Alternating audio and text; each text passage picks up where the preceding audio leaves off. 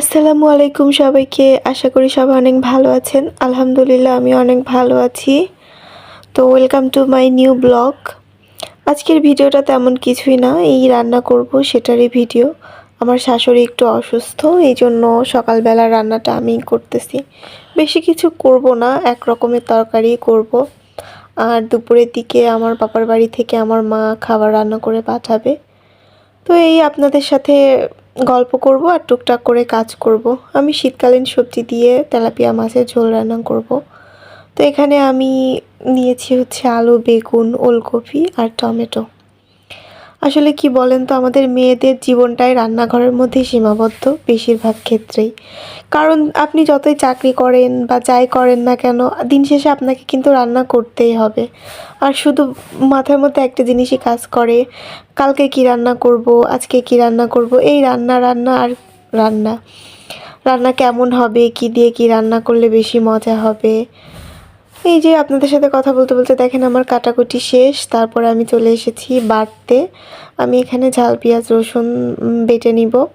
পাটায় বেটে রান্না করলে রান্নাটা অনেক বেশি মজার হয়। ব্লেন্ডারও মজার হয়, তবে আমার কাছে মনে হয় পাটায় বেটে রান্না করলে বেশি মজা হয়। এজন্য আমি যদি রান্না করি অল্প কিছু মশলা থাকলে তখন পাটাই বেটে নিই।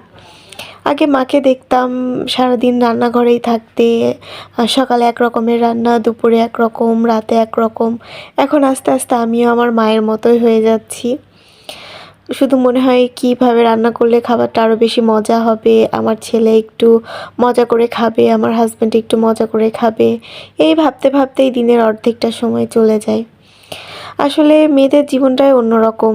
বাবার বাড়িতে একরকম থাকে, তারপরে বিয়ের পর শ্বশুর বাড়িতে অন্যরকম। বাবার বাড়িতে কত মজা, কত আনন্দ, কোনো কাজ করা লাগে না। একটাই টেনশন, পড়াশোনা। তাছাড়া আর সেরকম কোনো টেনশন থাকে না। আর শ্বশুরবাড়িতে পড়াশোনা করলেও সে পড়াশোনার টেনশন সহ আরও অনেক ধরনের টেনশন নেওয়া লাগে। কারণ তখন সেটা নিজের সংসার। বাবার বাড়িতে যেমন সংসারটা মায়ের, মা সব কিছু করে, আর এই সংসারটাও তেমন আমার, যার কারণে সব কিছু আমারই করতে হয়। আমার সংসারে আর আমার কাজগুলো কে করে দিবে বলেন? তারপরে আমি কড়াইটা খুব ভালো মতো গরম করে তাতিয়ে নিয়ে তেল দিয়ে মাছ দিয়ে দিয়েছি। মাছটা উল্টা পাল্টা করে ভেজে নিব। ভাজা হয়ে গেলে আমি এই একই তেলের মধ্যে যে বাটাটা বেটে রেখেছিলাম ওইটা সাথে পেঁয়াজ কুচি দিয়ে রান্না করে নিব। আগে যখন শীতকাল আসতো সকালবেলা উঠতাম না, ঠান্ডা পানি দিয়ে তো কখনো হাত মুখ ধুইনি, সবসময় গরম পানি দিয়ে হাত মুখ ধুইছি।